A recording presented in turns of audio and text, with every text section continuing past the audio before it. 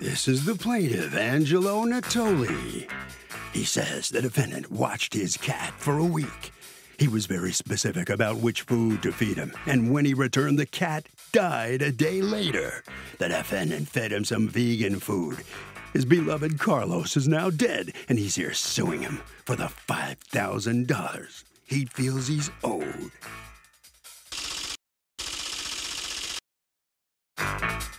This is the defendant, Rondu. He says he's not responsible for the plaintiff's cat dying, and he can't believe he's being sued for it. That's right, he watched the plaintiff's cat for about 2 weeks, and he was fine. If the cat felt sick after he got home, the plaintiff should have taken him to the vet. He didn't, and he's sorry Carlos is dead. He's accused of causing a dietary death. The defendant has filed a countersuit for $2,000 for harassment. All parties, please raise your right hands. Welcome back to the People's Court. Next case on the docket. The plaintiff hired the defendant to watch his cat and says that the guy gave the cat the wrong food and the cat died on his kitchen floor. But the defendant says he watched the guy's cat for 2 weeks and everything was fine, and the cat didn't die until he was back in the plaintiff's house. So how's that his fault? It's the case of fatal feline food. Thank you, Douglas. You're welcome, Anna. All right, Mr. Natoli, what happened? So I was leaving for vacation, and I gave Ron specific instructions to feed him the cat food that I provided. It was very expensive cat food. It was important to me that my cat, Carlos, was on a ketogenic diet, and I suspect... Well, stop. Back up. Your cat was on a ketogenic diet? Yes. Why? Yeah, so I made sure that my cat foods were only meat, none of the preservatives and stuff like that, because I don't think that it's okay, healthy. That's different from being on a ketogenic diet. You know how I know? Well, because I am on a ketogenic diet, and I hate it, and it's miserable. And it doesn't mean that there are no other, that your cat is only on a ketogenic diet. That is different from, I feed my cat this cat food, this is what my cat likes, and my cat likes meat, and that's how it goes. All right, so you had specific instructions to Ron, and how did you know Ron? We met through a mutual friend, and eventually started working together. So Ron is a friend and was a friend. So you had asked him to take care of the cat, and were you paying him to take care of your cat? Yes, I offered to pay him $500 to watch the cat, which I paid him. Okay. Now, so you go to Peru. He watches the cat. Do you ever receive any texts from him at any point in time that there's a problem or anything else? No, nothing at all. I was under the impression everything was going smooth and great. Okay. And then I come home and I pick up Carlos, and he was a little lethargic, but I don't know, maybe it was because he was not home, and he, I don't know. But I woke up the next day and he was deceased. Okay. What time did you wake up the next day and find him deceased? It was 5 a.m. because I start work at 6 o'clock. So I wake up at 5. I usually feed him before I leave my house, and he was deceased. Okay. Now, when you dropped off Carlos, you actually also wrote, I'm going to bring his favorite cat food. Please only feed him with it. It was pretty explicit. And then at 3:14 p.m., you text him, not at 5 in the morning, WTF did you do to Carlos? You killed him. Bro, I didn't kill your cat. I don't know what you're talking about. I knew something was wrong when I picked him up, and I got home from work today, and he was dead. You did not say what you said in court. Why is what your testimony in court, why is it different than what you texted? Because when you texted, it just happened. Well, probably because you didn't wake up at 5 in the morning and see him dead. Probably because you went to work, and then when you came back is when you found him dead. Because the text is until 3:14, and you specifically say you got home from work. You killed him. You make this right. He's dead because of you, Ron. You're a monster. I trusted you, and you let this happen. It was all you. Answer me. How are you going to make this right? Listen, man, my cousin's cat just had kittens. We've been friends so I presume you guys must have talked between May 17th and May 19th. When he texts you all this, do you call him Mr. Ron Do? Did I call him? No, he called me. Okay, he called you, and then tell me about the conversation. He accused me of being the reason his cat died. Basically, he was saying that I'm the reason his cat died because I fed it. First, he asked me what kind of food did I feed the cat. When did he ask you that? After the cat died. Okay, and what do you tell him? I told him I fed his cat vegan cat food that I had. And why did you do that when he specifically told you that he was bringing the cat food he wanted you to feed his cat? I mean, the reason why, because it's a cat. I fed it to cats before. Yeah, but I read out loud and showed on the screen the text that he sent you saying, please only feed him my cat food.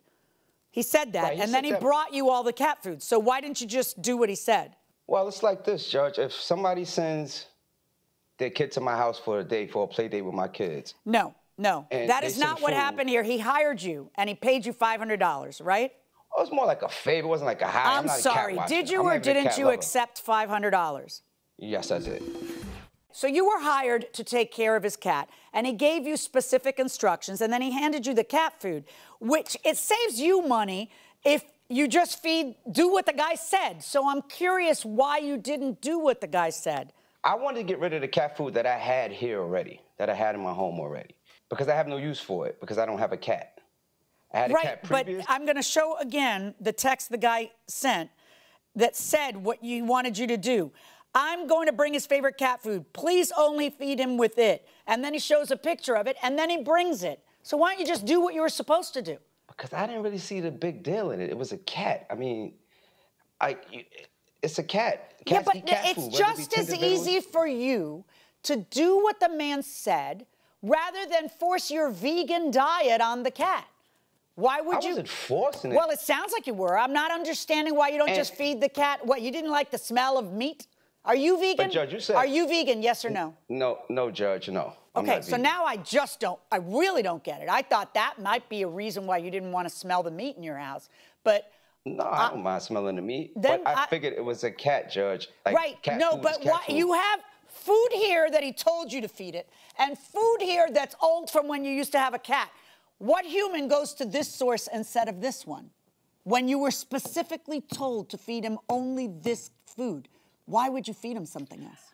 I didn't really pay too much attention to that order. Like you said, he ordered me to give him that cat food because I didn't think it was that serious. I didn't think it was a directive, or I didn't know the cat was on some special keto, whatever he said. I don't know that the cat was on a special keto anything. I just don't get why if someone gives you an instruction, I don't get why you don't just follow the damn directions.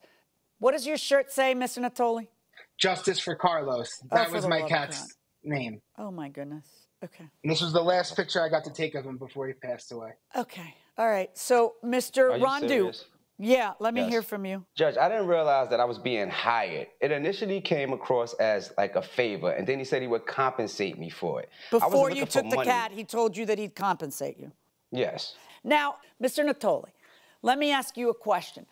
When you came home and found your cat deceased, according to you, you buried the cat because there's no reason to take it to the vet. You weren't going to pay for an autopsy, et cetera, right? Absolutely, right. He should have. No, he shouldn't have. You're so confused. See, you think I have to decide who killed the cat. And that's what he wants me to decide because he wants $5 grand from you. So he wants me to decide that you were negligent, that you negligently killed his cat by not following his directions. But I just want to understand one simple thing. If a guy pays you $500 to cat sit and says, this is the food I want you to feed my cat, and then gives you that food, why do you reach for something else? It wasn't to bring harm on the cat. I believe you. I believe you when you say that. I know you weren't intending that, but why do you do it at all? Why do you grab at something else? I had the cat food. If you have tuna in your cabinet and you bring home new tuna, you're going to use the older tuna first, right? No. If somebody pays me $500 to cat sit and they say, this is what I want you to feed my cat, I'm going to feed them exactly what they told me to feed their cat. I don't know why that cat died, but I know that I tried to put my dog on a vegan diet, and my dog was getting a tummy ache, and I said, well, this is going out the door, and I threw out the $40 bag of whatever it was because my dog didn't like it. He accused me of selling the food. I don't sell cat food. I don't sell anything. Now, you are counterclaiming against him $2,000 for harassment. For what? Judge, the text messages, the phone calls, I blocked him. He's talking about me to other people, or mutual friends that we had. It's really like he's giving me a bad name as a cat killer. I offered him a kitten. I offered him a hamster. I offered him money for the cat. How much did you offer him? I don't remember, Judge, because I was just saying to him, like, in a polite way, in an empathetic way, how can we make this right? He didn't want the kitten. He was calling me, texting me. It is harassment, Judge. I know it sounds like that I did something negligent because I fed the cat what I wanted to feed the cat. Yeah. Just like I didn't really consider myself as being hired. Just like if anyone else comes and asks me to do him a favor. So, why do you keep calling it a favor when you accepted $500? That's what he called it. Yeah, but I don't care. If you accepted $500, you're just a sitter, like a babysitter, a dog sitter, a cat sitter. You're a sitter, and you got paid $500. You're doing a job, and you know, and you got $500 for doing it. So maybe you should do it the way you were asked to do it. I didn't know it was that serious, Judge. Well, honestly. It looks like it was, maybe, It was right? a cat. Something else could have been wrong with the cat. Yes. Cat could have had kidney stones. It could be a million things that could have been There wrong could with be this a cat. million things. And without an autopsy, which nobody does for a cat or a dog, without an autopsy, we can never know why that cat died. But it's kind of strange that you feed it food you were told not to feed it. You were told exactly what to feed it. You reach for something else just because you feel like it. And according to you, you returned his cat food? That's correct. And Mr. Natoli, do you say he didn't return your cat food? No, he did, but I think he was originally going to sell it, and then when the cat was sick, he realized he couldn't do it, and he kept it. What do you mean when the cat was sick? I don't know if he was going to try to sell it. Stop. What are you saying? I have no idea what you're saying. You picked up the cat. Yes. You didn't say, what's wrong with my cat? My cat's dragging. Right. He was a little lethargic, but I thought maybe it's from being in a strange place for a week. Okay, that's fine. And then do you get cat food with you? Does he say, here's your cat food? Yes, so that's when I knew something was not right. The cat's not feeling right. Right, so wait just a second. Yes, did you get all the cat food that you had given him? Yes. Okay, so don't you say to him then, what the heck did you feed him? Right, and that's when he told me it was vegan cat food. All that happens when you're picking up the cat. Yes. And the cat's lethargic, but you figure the cat was just sad. Correct. And then the next day you go to work, not at 5 in the morning, you don't realize it. I know you were trying to make it closer so that we can find causation. And then you go to work, and then you come back from work 8 hours later, and the cat is dead. Okay. Mr. Natoli, let me tell you something.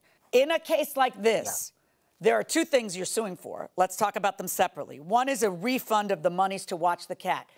Heck yeah, because you gave him instructions, he didn't follow them, and that alone, to me, is suspicious enough where, and of course, he keeps calling it a favor, so yeah, he should pay you back that $500. He called it a favor. The next question is whether or not you could pin on him the death of the cat. It is not enough for us to all have a suspicion that eating too much fiber killed your cat, okay?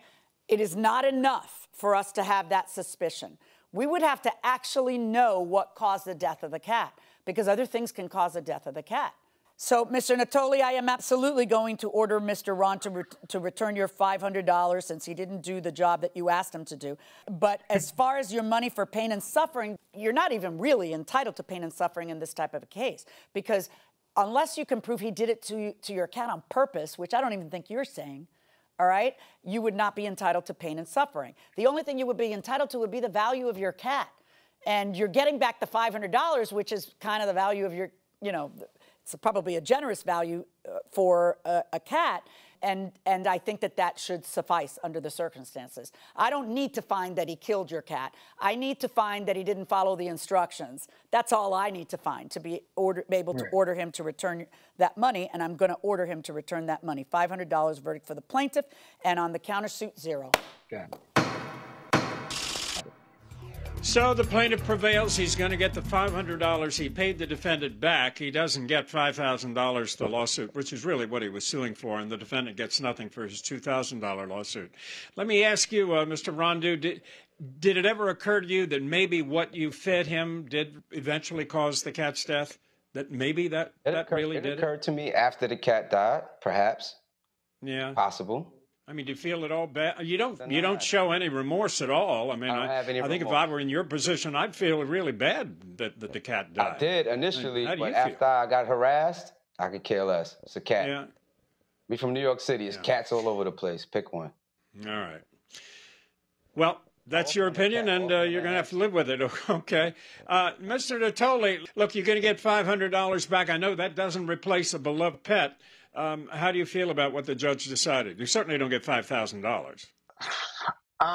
You know, I feel like the judge repaid me the price I paid him to watch the cat, but I'm still without a cat. So, I think I still ended up a loser.